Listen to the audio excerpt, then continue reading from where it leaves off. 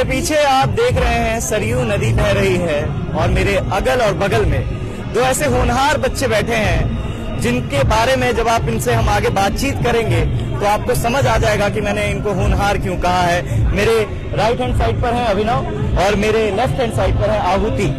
इन दोनों की जितने बच्चे खूबसूरत हैं उतनी ही खूबसूरत कलाओं से परिपूर्ण है। स्वागत है पहले अभिनव आपका इंडिया टीवी पर। जय श्री राम। आहुति आपका भी जय श्री राम। क्या बात है, पहले तो अपने बारे में बताइए अभिनव, आप कहाँ से हैं, क्या करते हैं?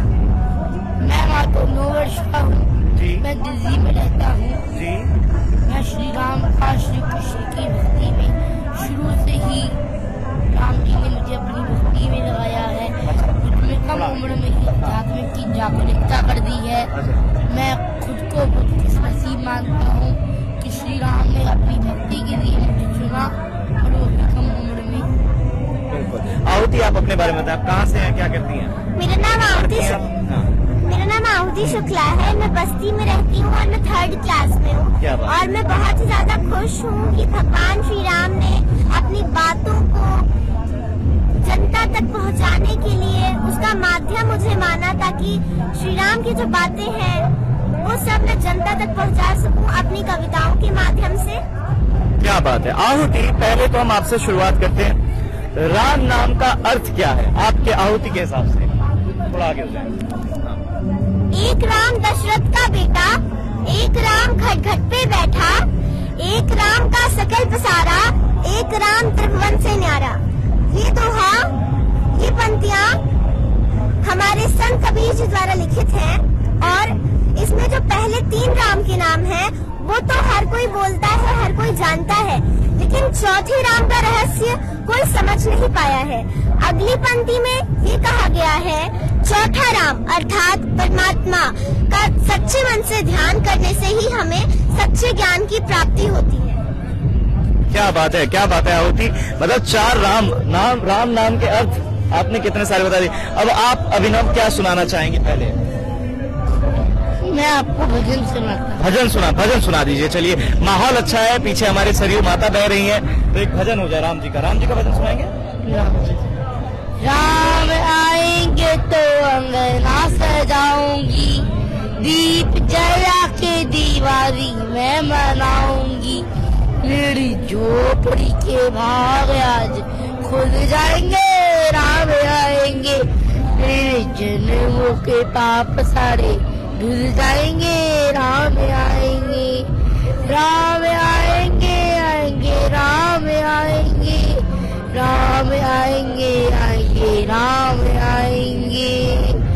मैं तो रुचि रुचि भोग लगाऊंगी, माखन शेरी मैं राम को खिलाऊंगी, और राम छूलेंगे तो पार ना झुलाऊंगी, मीठे मीठे भजन मैं सुनाऊंगी, प्यारी राधे प्यारो श्याम संग आएंगे, राम आएंगे, राम आएंगे तो अंगना सजाऊंगी, दीप जला के दीवारी मैं मनाऊंगी।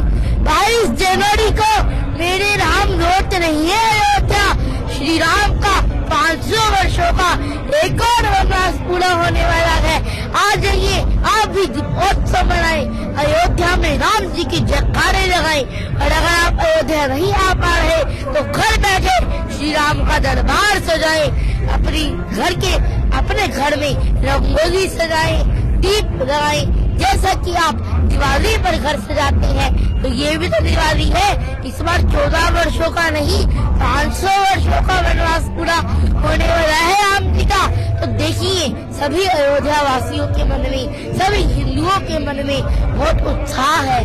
तो क्या बात है, क्या बात है। देखिए, ज्यादा उत्साह है, इतना ज्यादा उत्साह, इतना ज्यादा खुशी है हम सनातनियों को, वो खुशी मैं आपको शब्दों में बता भी नहीं सकता।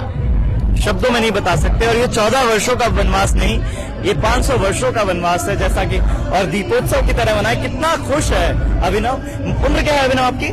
मात्र 9 वर्ष। मात्र 9 वर्ष। आयुति, आपकी क्या उम्र है?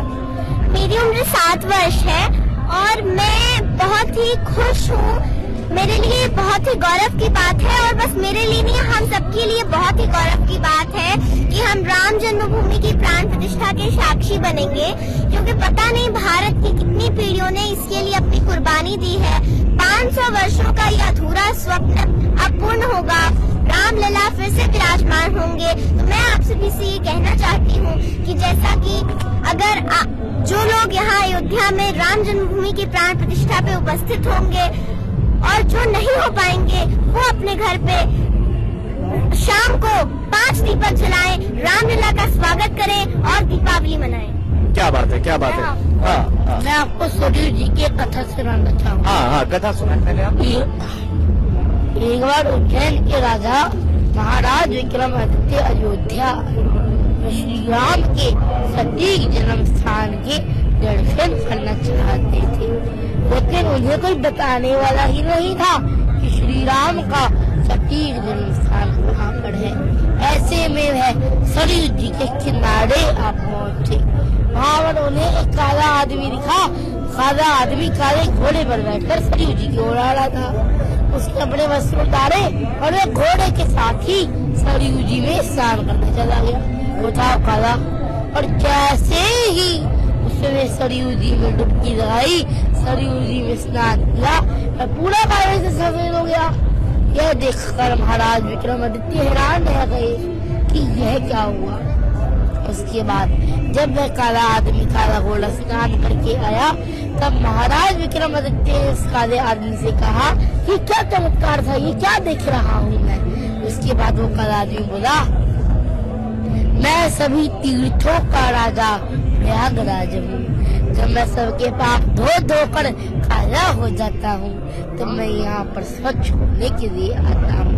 उसके बाद महाराज विक्रमादित्य ने प्रयागराज से कहा, मैं महाराज विक्रमादित्य आपको प्रयागराज को आपको प्रणाम करता हूँ। आप बहुत सिद्ध व्यक्ति लगते हैं कि आप मुझे बता पाएंगे कि श्री राम का सटीक जन्म स्थान कहाँ पर है। उसके बाद प्रयागराज ने कहा, अभी मेरे तट पर लोग स्नान करने के लिए इंतजार कर रही हैं, अभी मेरे पास समय नहीं है। इसका उत्तर आपको काशी विश्वनाथ में ही मिलेगा। अब देखो, वक्त को तो अपने भगवान के दर्शन करने का बहाना चाहिए होता है। आए जो थे श्री राम जन्म स्थल के दर्शन करने, लेकिन वह पहले भोले बाबा के दर्शन करने जा रही है। वह काशी विश्वनाथ जा रहे हैं। वह काशी विश्वनाथ पहुंचे, वहाँ पर उन्हें एक ब्राह्मण दिखे। वह ब्राह्मण और कोई नहीं, कौन थे? देवों के देव शंकर भगवान, और देवों के देव शंकर भगवान। शंकर जी ने महाराज विक्रमादित्य को कहा, रुको रुको, मुझे मालूम है कि तुम यहाँ पर किस कार्य से आए हो। शंकर जी के पास, शिव जी के पास एक गाय थी। वो शंकर जी ने कहा, शिव जी ने कहा महाराज विक्रमादित्य को, तुम इस गाय को अयोध्या जी में ले जाओ और अयोध्या जी के चक्कर काटना, भ्रमण करना, भ्रमण करते रहना, करते रहना।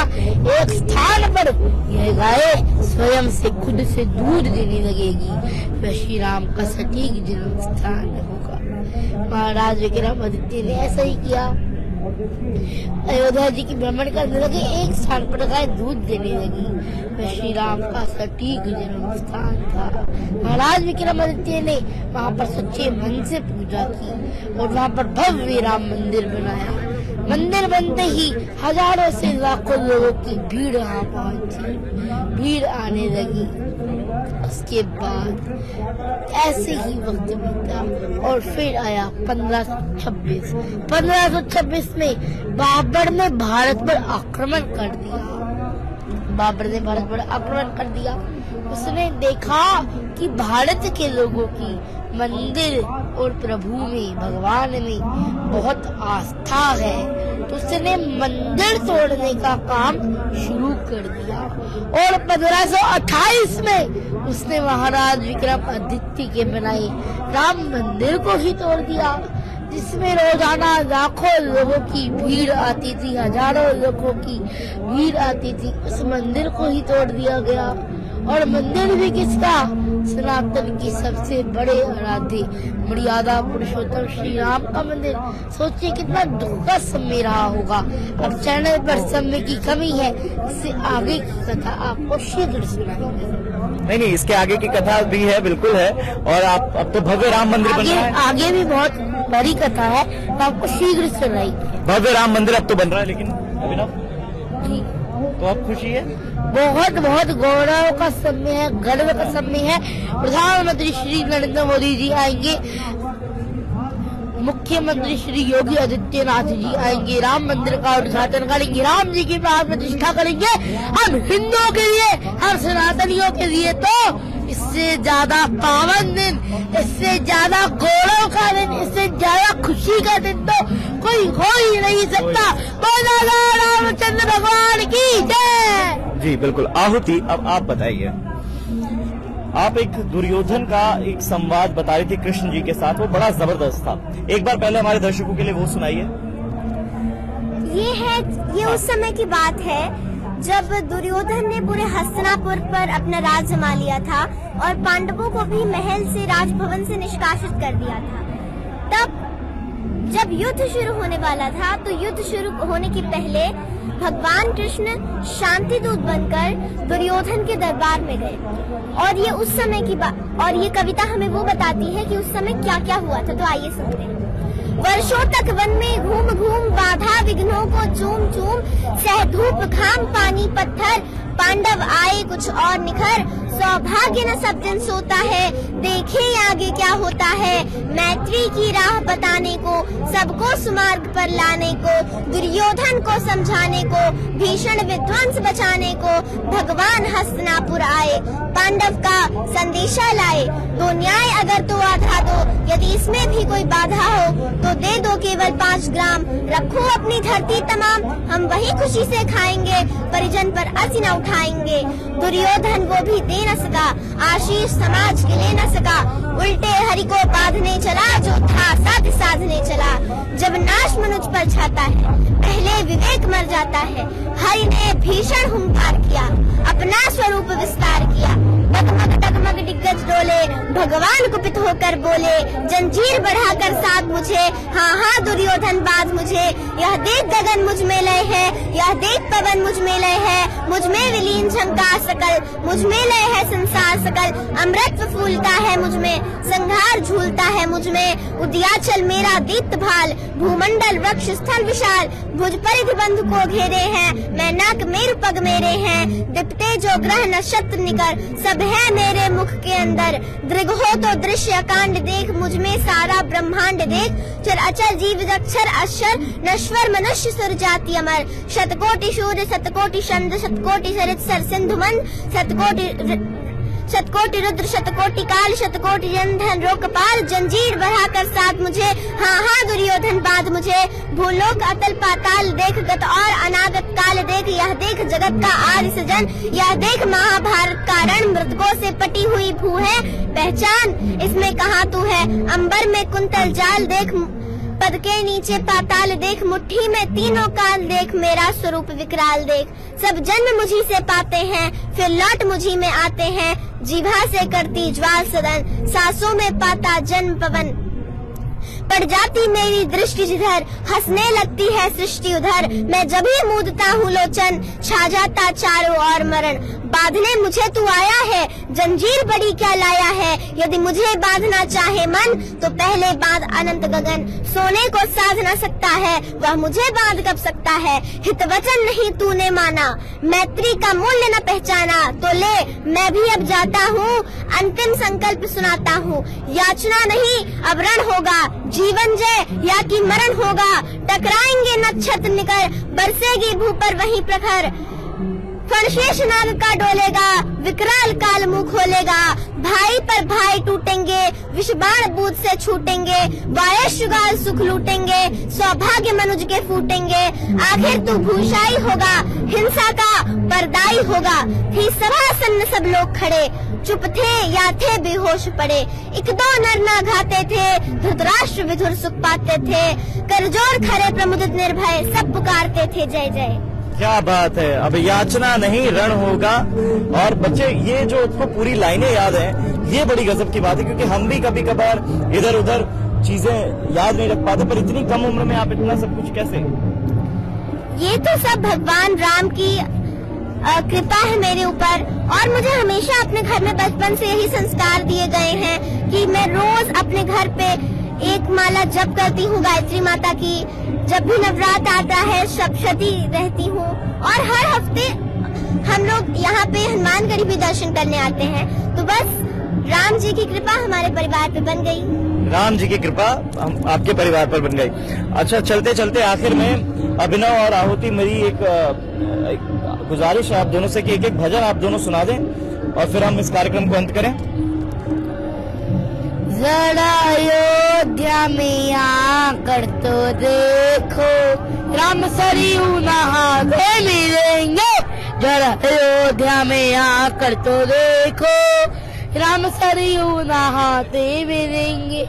आ गया युग राम राज का, हुई जीत सनातन धर्म की। घर घर भगवा लहरा गया, जागा है अवध का भाग जी। पूजा है विजय का राग जी, योगी संतों की अखियों से झलकाए प्रेम अनुराग जी। क्या बात है, क्या बात है। आहुति, अब आप सुनाएं कुछ अच्छा सा प्यारा सा मीठा, जैसे आप प्यारी सी वैसी कोई प्यारा सा भजन सुनाएं। युग राम राज का आ गया शुभ दिन ये आज का। आ गया हुई जीत सनातन धर्म की, हर घर भगवा लहरा गया। जागा है अवध का भाग जी, गूंजा है विजय का राग जी। योगी संतों की अखियों से झलका है प्रेम अनुराग जी। जो राम को लाए हैं हम उनको लाएंगे, जो राम को लाए हैं हम उनको लाएंगे। यूपी में नहीं पूरे भारत में हम भगवा लहराएंगे। यूपी ही नहीं पूरे भारत में हम भगवा लहराएंगे। क्या बात है, क्या बात है। तो राम की पैड़ी से सरयू घाट पर आपने इन दोनों बच्चों का भजन सुना। अभी के लिए हमें इजाजत दीजिए। ऐसी तमाम खबरों के लिए देखते रहिए इंडिया टीवी। बहुत बहुत धन्यवाद।